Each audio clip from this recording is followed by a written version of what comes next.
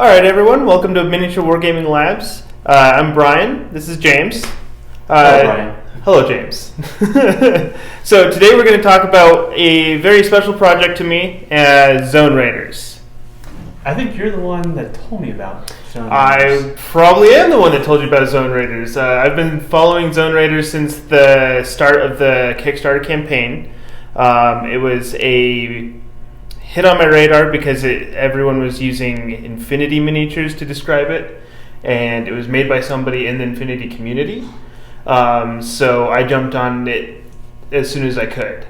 I was especially drawn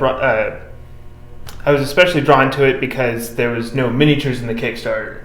Although I do love miniature Kickstarters, I don't like waiting for them. So this is just the book and some other add-on stuff. But within 6 months, I pledged for it and had the book in hand. So, Very happy with how that went and very happy with how the game is. Well, because of that, you asked me to get a copy. I got a copy. I went with the PDF route. So you have the option, you can get the hardback book, or you can just go get the PDF. I've started buying more PDFs because my bookshelves are getting too full. Yes, and as are mine. I only just print off the pages I need to actually sit and play a game, but you're running the interviews. Yeah, so if you are interested in getting Zone Raiders, go check out Every Little War. Everything is available there. I want to shout out to Tony Zhao for making this game. It's absolutely amazing. So now that we covered who made the game, what is the theme of the game? So the idea of this game is, I know you're a big Star Trek Next Generation fan. I remember am. the Dyson Sphere episode? Okay, so imagine you're a surviving human tribe in a portion of the Dyson Sphere that's gone wrong. So this is post-singularity, post-Dyson Sphere, and you're just living in one of these layers, no idea what the outside universe, galaxy, solar system look like. You just live in this giant mechanical structure and you try to survive. The idea is that you see a lot of high tech, but instead of taking the post-apocalyptic high-tech, it's the post-singularity high-tech. So it's still a dark, dreary life of scraping out to survive. And the book even says your civilization might make it a couple generations, but it's not going to last long in face of the machines trying to clear out all this crap in its layer of the Dyson Sphere. Sweet. So it's like going to a world where computers pretty much run everything. Yeah, but we're trying to survive. Like post-Borg. So all consciousness has been uploaded. Everything is achieved post-singularity, the unity of thought. But there's some people that didn't get onto that singularity journey there, and so they're living in the crappy part of the Dyson Sphere. Of course. We can talk about what future examples might be out there, but if you imagine the size of a Dyson Sphere, you could actually, all of this could take place in 1% of the structural area, and that'd be more than any human could ever journey in their lifetime to actually find out, 99% of the Dyson Sphere is paradise. You just live in the crappy part of it, and you would never know. All right, so who should play this game? So we've seen recently, what would you say about past 2 years, a real targeting of games at Infinity players. Huge. Yeah. Huge. Miniature agnostic rule books being thrown at Infinity players of, do you want to try something different? And so I read this book. I don't know Tony Zhao. I don't play Infinity. But even I could read this book and say, Infinity. So these... Yep. Now, one thing I love about what Tony did in this book is in the back and in the front, he lists where he got his miniatures and his terrain from. Yes. So I really appreciate that. And not a single one of them in the book is Infinity. So he managed to achieve that, of making it look like Infinity without picking Infinity models. But I think this is really targeted. Do you like shooty games over stabby games? And do you have Infinity models? And do you want a darker future? If so, $30 for a PDF and you can play it. So. Sweet. Awesome. So what do you need to play this game, obviously, other than the book? So let's start with the book. All right, you're going to need a 3x3 board. We've seen that movement in the industry. 3x3 is becoming way more and more popular with more and more, especially with Osprey games and the smaller independent games. I mean, it's a perfect size. Well, I think that's dictated by Costco. Yes. Because you can buy a 4x4 table from Costco, and the 4x4 games, you've got no place to put your stuff. So like Necromunda's a 4x4. Infinity's 4x4. 4x4. Yeah. 3x3 is the new 4x4. Yep. No more 6x4.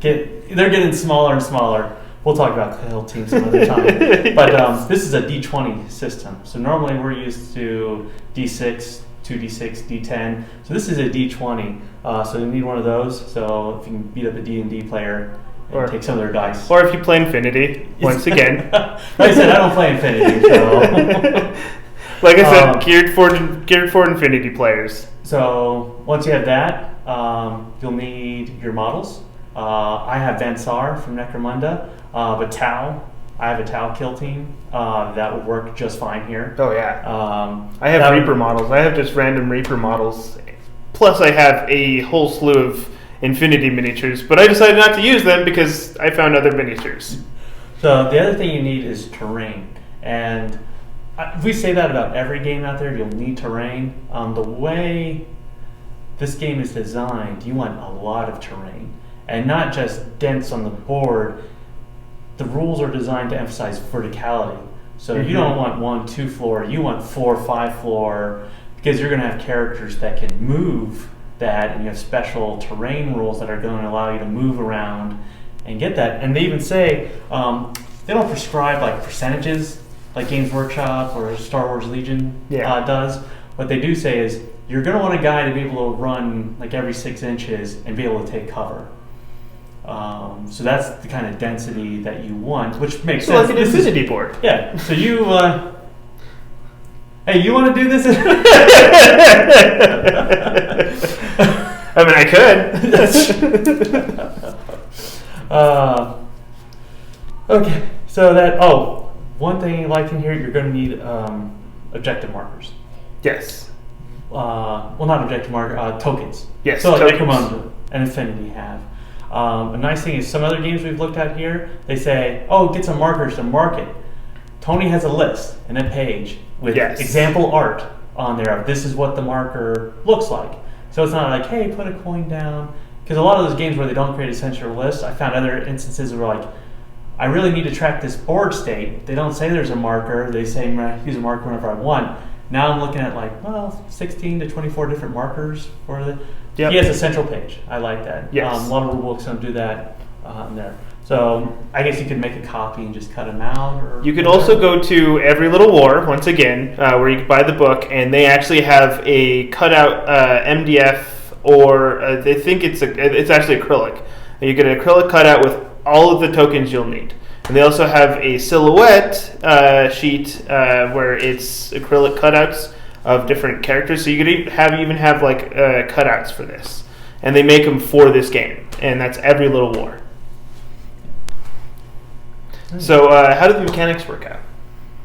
That's the page I'm missing. Someone stole my mechanics page. Okay, so that's our standard phases. You have a initiative phase.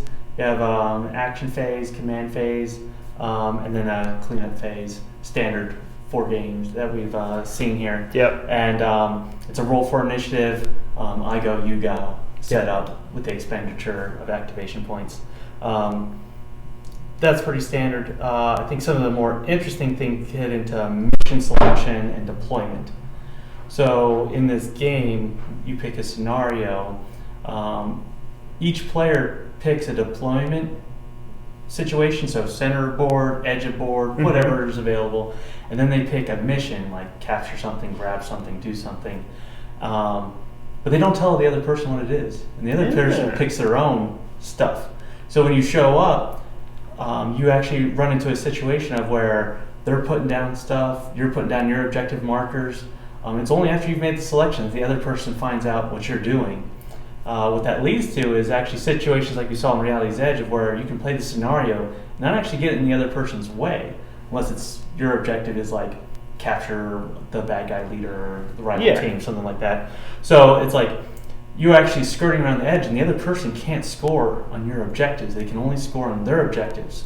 So the game becomes down to really, do you want to score your objectives to get the points for the scenario, or do you want to block the other person from scoring their objectives? Okay. So it becomes a point denial or point seizing game right there. And you don't know for the second until you put it down. And you might have made a horrible deployment choice depending on what their objective is or everything. I thought that was something that was really innovative in the game mechanic. Yes, that makes it very interesting. Yeah. And so a lot of what you get on the actions is there are several actions you can pick from. Not all of them are open to you.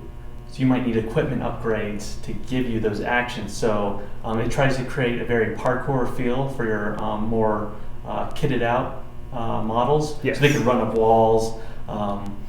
Also, some of the terrain has lots of keywords. So you can actually get anti-grav plates. Yes. I haven't figured out how we're going to do terrain or where. Magnets.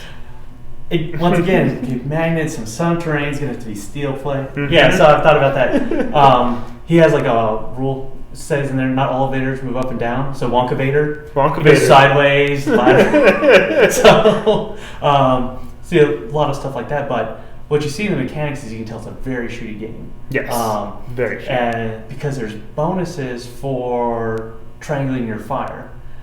Which, if you can get a couple people to suppress someone, another person makes the final shot. So getting someone pinned in by multiple people firing gives you real advantages in the game. But of course, if you follow the density of terrain that they advise, that's going to be something that's difficult to achieve. Yes. So this game is more akin to playing like 3D chess with Infinity. It's like you've got to think on multiple levels if you're going to actually take advantage of some of those synergies that you find. Yes, very much so. So you said it was a D20 system. Mm-hmm. How many D20s will you be needing? Well, if you can share with your opponent, probably just one. Oh, I mean, awesome. Yeah, that's and you're trying to roll low, which in this game that means we'll be hitting 20s all the time. D&D people should be playing D&D, honestly, but then we roll in 1s and 2s. So, what are some of the more unique features of this game? I know you mentioned a couple, but which ones really stand out to you? I would have to say the terrain rules. So we've noticed in a lot of these miniature agnostic games that have been coming out, there's a couple different levers that game designers can pull. Am I going to mess with the activation? Am I going to play with the campaign system, the terrain?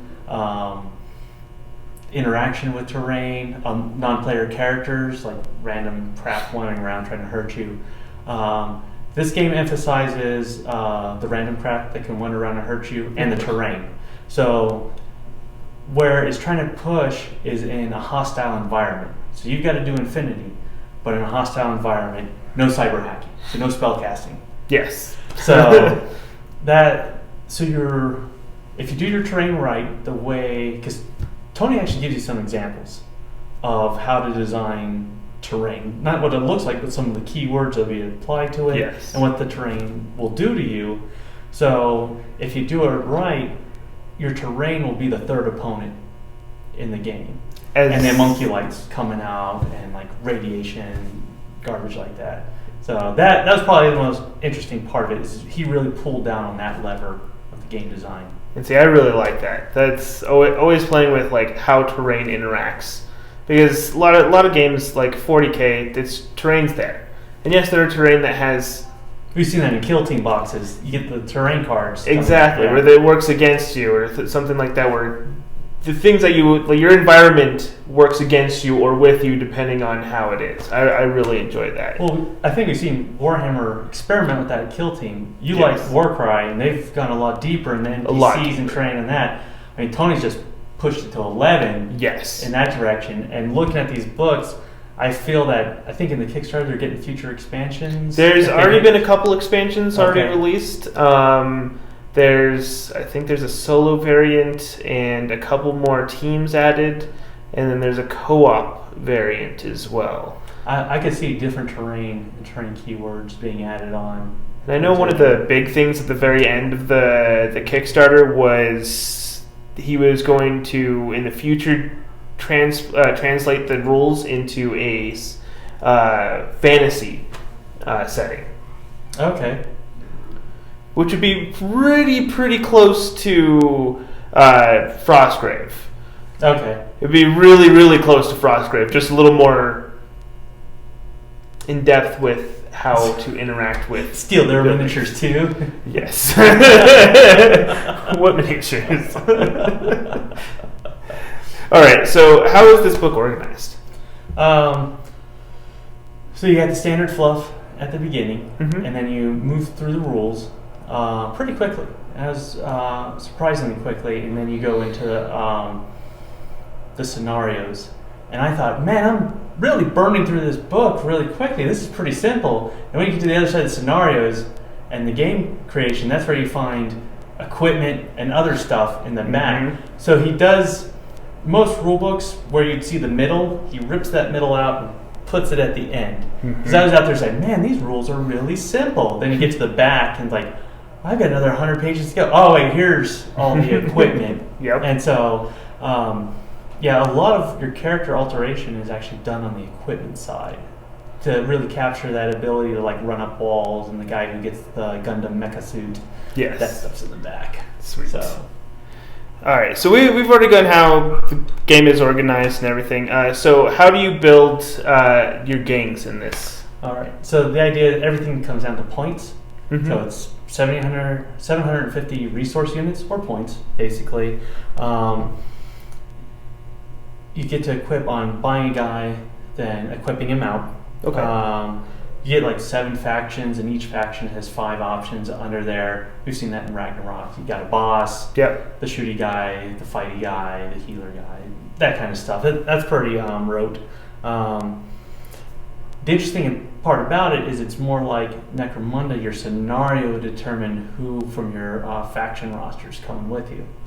So for Necromunda, we'll have like a random draw, or like Reality's Edge will say 5 guys. Yeah. That's it. This one, every scenario has, okay, you can bring 15, okay, you can bring 7. But no real way to line, well, what are you going to bring on that there? And of course, that's going to be its own, I can't use my sailor talk here, mind messing with here. Because depending on how you enter into a competition, you don't know what the other guy, even if you had to look at what the other guy's faction roster is, what 7 is he going to bring? Is he going to take the most loaded out guys? Or does he already have in mind an objective and deployment and mission area? Then what's the terrain going to look like before you show up? So you've got to do a lot of thinking on your feet, depending on how you roll through all those choices there.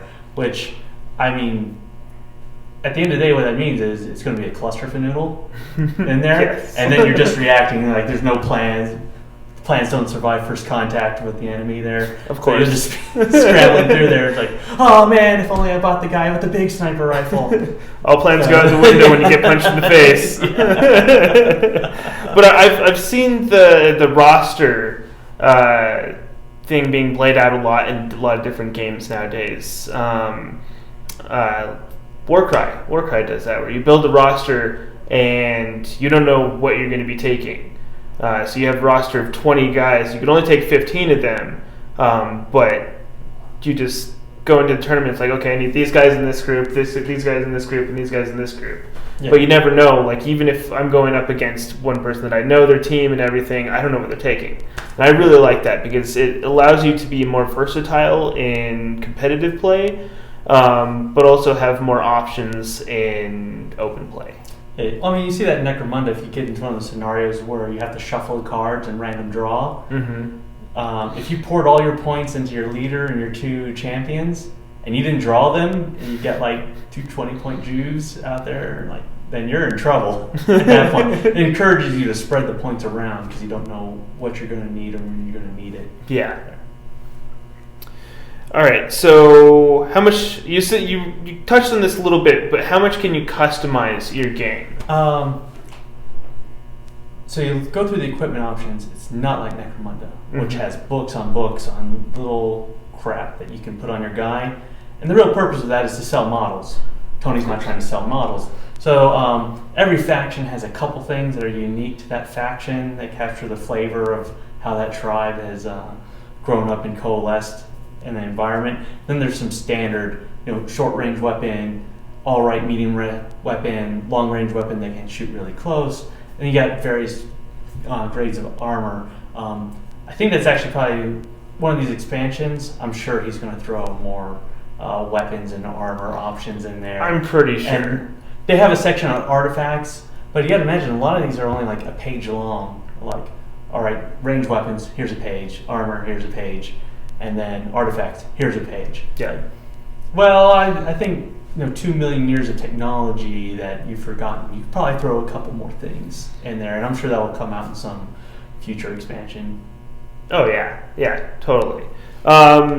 So one of the things that drew me to this book and this game is the prospect of campaigns. I've really gotten into campaign systems lately, and this is a big one. So how does the campaign work?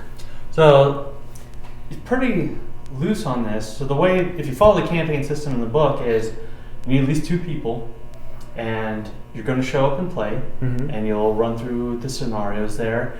But there's no like Dominion territory you're fighting over. There's no like we're going to go 4 rounds of the campaign. It's more of a gentleman's game of where you are going to play until a certain team achieves a certain number of resource points, or glory points, or victory points, whatever you want. Yep. And then they got 2 final scenarios, and the job of the other team is to try to stop that team from completing that scenario. So the goal is get a key. All right, do you get the key and get off the board? All right, good. The final scenario is I got the key. Let me get to this door, and I get to go to the different layer of the Dyson Sphere.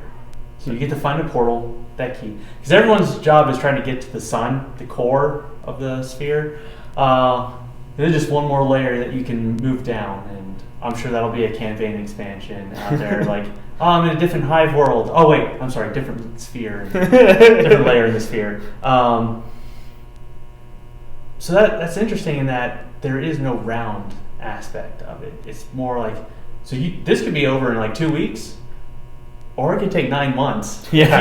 I'll just start smacking down the other guy. Because you can imagine if you're in a campaign system with people who know each other, and it's like, Bobby's got 12 victory points, 3 more, and he's going to layer. We need to shut that down right now. Everyone gives up on him and send the best man forward, and there you go. Yeah. So that's interesting there. I don't know how campaign systems in Infinity work, but I know Infinity's more of a tournament game, so there's got to be Infinity is much more. Yeah, I've ran and played in a couple of their campaigns. Bells of War does a Bells of Lost Souls, does a campaign once a year it's a global campaign. That seems to work a lot better than local campaigns. It is definitely more of a tournament system. Whereas where this comes in, and it's definitely more of a story-driven campaign system, which is why I like it. So speaking of like missions and everything, what are some of the scenarios that are included in the book? Now I blanked on that. Why'd you ask me that question? It's on the page. Oh, I deleted that one out of my copy. We have scripts here. We just don't want to sit in front of you and babble about how much we love a game, so we actually have a script that we follow. And I took that question out because, all right, so like I said, your objectives and your deployment are really customizable to like what you pick secretly. So a lot of these are just different board states of how much crap you're going to face. Okay, so it's more like... and I can't remember all the different crap you'll face. Like, oh no, the Wonkavator's in this one. Okay, so it's like Warcry, where you just never know what's going to happen. Yeah. But it's more personalized, whereas... Well, I don't know, because I don't remember what I read. I mean, how many books have we read in like the past like month? Galore. Yes, same. All right, so skipping that, what is this game missing? So, I'll say what it's missing is a morale phase. But of course, I don't know if I'd say I'm missing that. So, much like the designer of Osprey Games' Horizon Wars, where he doesn't have a morale phase, his logic was, I always hate taking morale tests.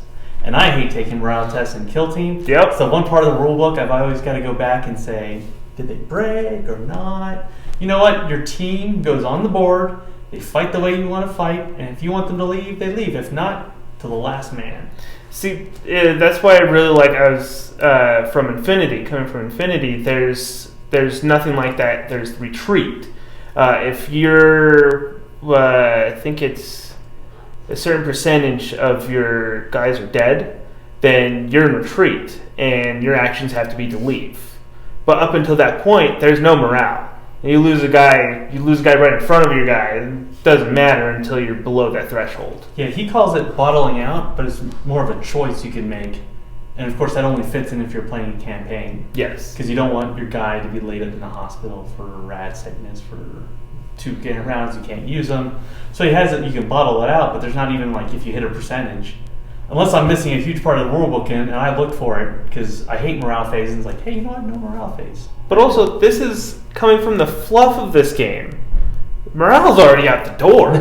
There is no morale. You're in the post-apocalyptic world. So the reason it's called Zone Raiders is because anything outside the living establishment is called the zone. Yep. And that's where the Monkey-lights live and want to carve you up because you're a parasite in their machines. Yep. So yeah, you've already crossed that boundary to go outside the wall into the zone. So I guess right there, yeah, you don't care about. Yeah, you don't care about living. No, morale's out the window. This is fight or flight. Survival all the way. We don't need a morale phase in this game. All right, so where do you hope this game goes? So I'd like to see expansions, and I didn't realize about the other Kickstarters and releasing features, but you can tell from this it's going to be more factions. I could see more equipment being open to all the factions, different types of homunculates, the random garbage wandering around the zone that wants to beat you up. I could see more of that. And given that they have mutants and AI in here, you can really play with the factions on that side and whatever miniatures can fit. But I think where it'll come in is like you said, once you win this, you go to a different layer in the sphere. Well, that could open up whole new ways to play in there or campaign narratives. You might find a layer of where democracy and the paradise reign supreme, and you're there to steal everything and take it back to your city. Shouldn't. I'll have to edit that out. Or you can run to one where it's like a dystopian, fascist dictatorship runs everything in that zone, but they got a lot of sweet tech, and you're going to take it back for your guys. So you could really play every layer of the sphere would have a different theme and introduce different factions and wandering monsters in there. So I think you really set it up with that narrative to where you could bolt things onto this game. Yes. Equipment and rule-wise, he's got a lot of keywords on here, so I can see him playing around more with terrain keywords. But that'll add to the complexity, which I think I'll talk about more in the final question. Okay. So there's already been, I think, 2 expansions released, and I think each one added, I'm probably wrong on this one, but I think they added at least 3 new factions each. So I think there's upwards of 6 other factions already included, and then I think there is more gears and stuff like that for everything. You can tell he kept it sparse. Yes. Yes. I mean, for a Kickstarter release, it was quick, efficient, and the product is well thought out, well planned, and well executed. So I really can't complain about it being too simple because it was the perfect campaign for me. I don't really like Kickstarters because I don't like waiting for games that I already paid for. So this was the perfect Kickstarter for me. All right. So moving on. Why should I play this game? Do you like Infinity? I love Infinity. There you go. It's a different way to play Infinity. Do you like Infinity, but you want to amp up the terrain and add some more dark evil crap in the background that'll come out and make your games harder? This is the game for you. Yeah, imagine if Aleph just went crazy and started killing people. That's this. All right, so why shouldn't you play this game? So when I was going through these rules and thinking about it, I do not think this is a beginner's game. No. You know what? This should be like your 3rd skirmish game before you get into it.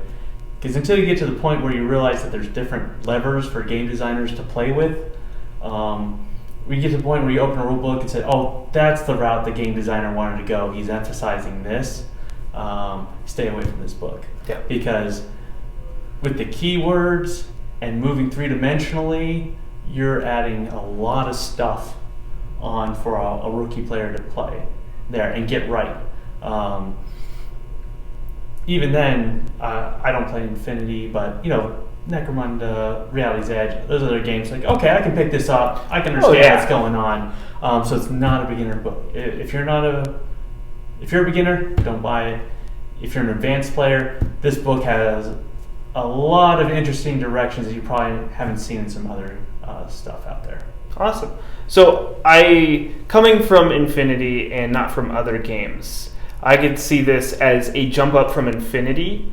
And for some reason, Infinity is a lot of people's first game now. It's becoming more and more popular that it's actually becoming people's first war game. It was definitely my first war game. And so seeing this as the up from that, because Infinity is complex. It's Infinity plus one. It's Infinity plus one, exactly. But coming from where you are and kind of playing other games, if you're playing 40K, yeah. If you're coming from a 40K background and haven't played much outside of that, take a little other steps to get to this. I think the Necromunda community could move over to this a lot easier than the Kill Team community. Yes. But definitely a lot easier than the full battle rattle 40K armies out there. If you play Necromunda or Age of Sigmar Necromunda, which we call Warcry, if you play those, you can probably make Zone Raiders a game for you. 100%. You can tell this is built for the Infinity people. Yep, this is the campaign version of Infinity. I don't play Infinity, I can tell that. But it didn't leave you out of the conversation. No. That if you're an advanced player, you'll be able to pick this up and understand what's going on. Sweet, awesome. So, any last thoughts on this game? I'm not sad I bought it. It's $30 well spent. Yeah, same. Well, I spent a little bit more, but I love it nonetheless. So I think that wraps up this conversation on Zone Raiders. Thank you all for watching. I'll see you next time. All right, have a good one.